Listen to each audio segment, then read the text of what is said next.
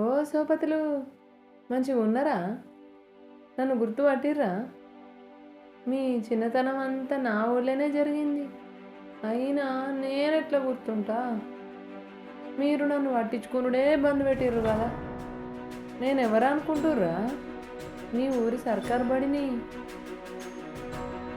చిన్నతనంలో మీరందరూ నా దగ్గరనే చదువుకొని ఎంతో తెలివిని మా గొప్ప జ్ఞాపకాల్ని సంపాదించలే?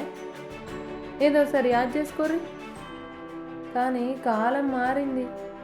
ఇంగ్లీష్ మీడియం అని గదేందో మోడల్ స్కూళ్ళని వచ్చేసరికి నన్ను పక్కన పెట్టిర్రు.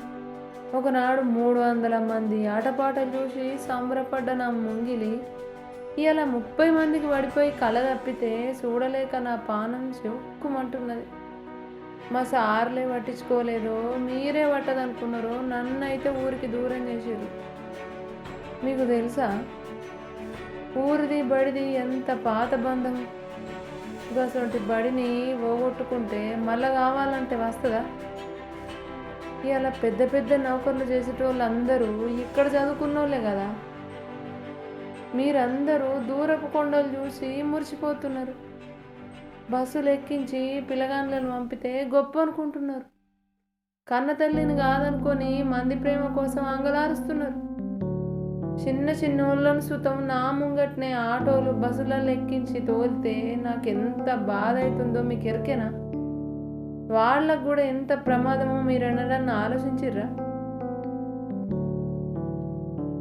నా దగ్గర చెప్పే చదువుకు మీరనుకునే గొప్ప గొప్ప బళ్ళకు పెద్ద తేడా ఏం లేదు.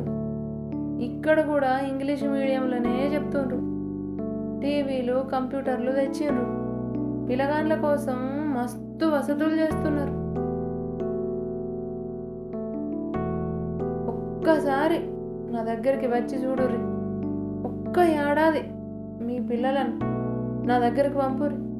మీరందరూ అనుకుంటే నాకు మళ్ళగా పాత రోజులు వచ్చుడు కష్టమేం కాదు. నిజం, నా మాట నమ్ముర్రి. ఉంటాను. మీ చిన్ననాటి సోపతిని, కమలాపూర్ సర్కార్ బడిని.